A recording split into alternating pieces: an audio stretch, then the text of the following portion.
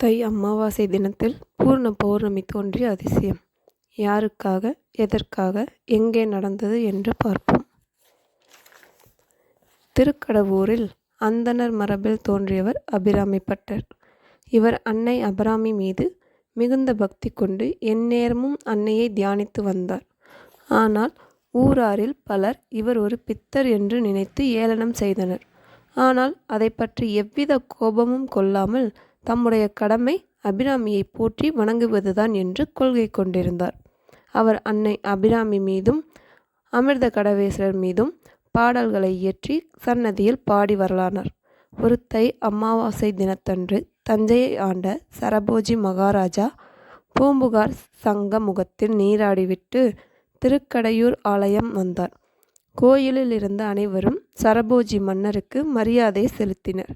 அபிராமி சன்னதியில் அமர்ந்து அன்னையின் வடிவழகில் ஆழ்ந்திருந்தார் அபிராமி பட்டர். மன்னர் அவரின் நிலையை அறிய அவரிடம் இன்று என்ன திதி என்று கேட்டார். உலக சிந்தனை சிறிதும் நில்லாத அபிராமி பட்டர் தன் மனதில் அபிராமியின் முழுமதி திருமுகம் தெரிய பௌர்ணமி என்று பதிலளித்தார். ஆனால் அன்றோ அமாவாசை. கோபமுற்ற மன்னர், இன்று பௌர்ணமி நிலவை காட்ட முடியுமா என்று கேட்க அதற்கு பட்டர் முடியும் என்றார். இதனால் மேலும் கோபம் கொண்ட மன்னன், இன்று இரவு நிலவு வானில் உதிக்காவிட்டால் உமக்கு சிரச்சேதம்தான் என்று கூறி சென்று விட்டார். சூரியன் மறைந்தது. அமாவாசையாதலால் வானில் நிலவும் இல்லை.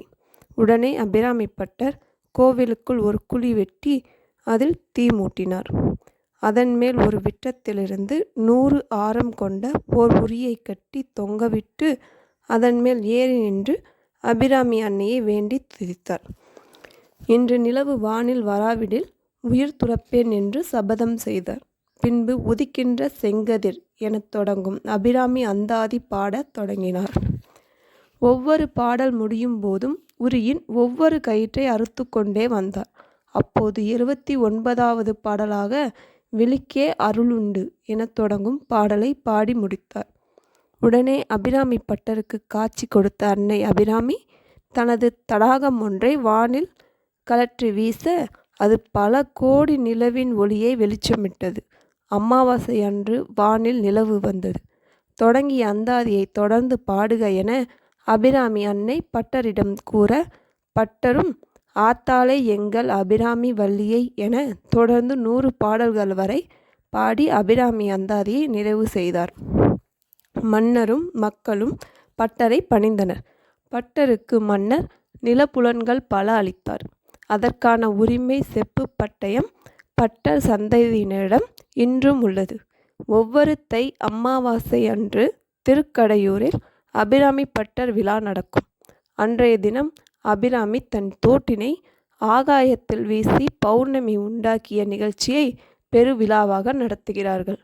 இவ்வாறாக தை அமாவாசை தினத்தில் பூர்ண பௌர்ணமி தோன்றியது.